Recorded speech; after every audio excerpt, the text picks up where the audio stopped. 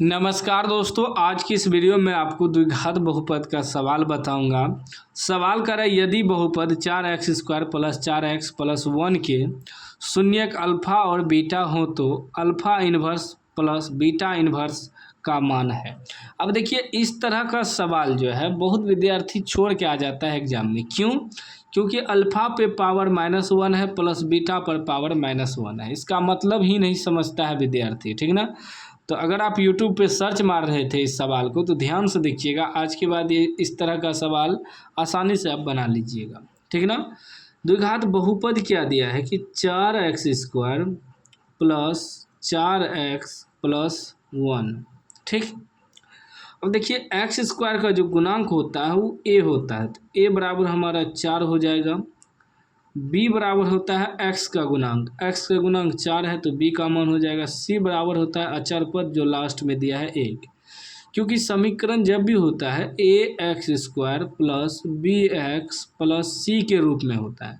तो x² के बगल में जो है वो a हो गया, x के बगल में जो है वो b हो गया, लास्ट में जो अचर पद दिया है वो c हो गया। इतना तो समझिए। अब देखिए एक चीज़ पहले कि यहाँ हमें कह रहा है कि alpha inverse plus beta inverse का मान निकाल लें। ध्यान से समझिएगा। इन्वर्स का पावर 1 का मतलब हुआ कि ई 1 के बटे में अल्फा है प्लस और ई 1 के बटे में बीटा है। वही जैसे पावर -2 रहता तो इसका मतलब 2 के बटे में अल्फा है प्लस इसमें भी पावर 2 रहता तो 2 के बटे में बीटा है। मतलब पावर माइनस में होना चाहिए। मान लीजिए ऐसे रहता कि अल्फा पर पावर -2 प्लस बीटा पर पावर -2, तो माइनस का मतलब हुआ कि जो है 2 के बटे में अल्फा है प्लस 1 के बटे में अल्फा स्क्वायर प्लस 1 के बटे में बीटा स्क्वायर। मतलब जैसे ही ऊपर जाएगा उस पर पावर माइनस लग जाता है, ठीक ना। तो वही हुआ यहाँ जो है अल्फ़ा पे पावर -1 प्लस बीटा पर पावर -1, तो मतलब 1 बटे अल्फ़ा प्लस 1 बटे बीटा है, ठीक ना। अब इसका मान निकालना है। अब देखिए इसमें एलसीएम लेंगे तो अल्फ़ा इंटू बीटा एलसीएम आ जाएगा।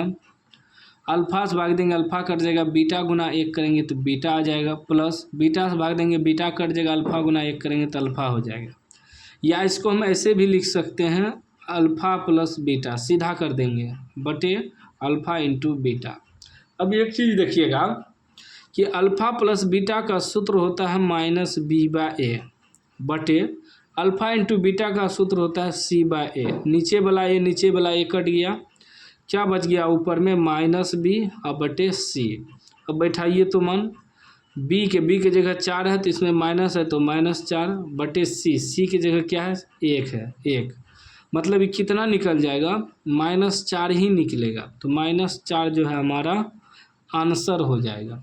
ऑप्शन देखिए तो -4 है, बी में है, बी राइट आंसर हो जाएगा। देखिए अब इस तरह का सवाल आप बना लीजिएगा, कोई दिक्कत नहीं होगा, आसानी से अब आप बना सकते हैं।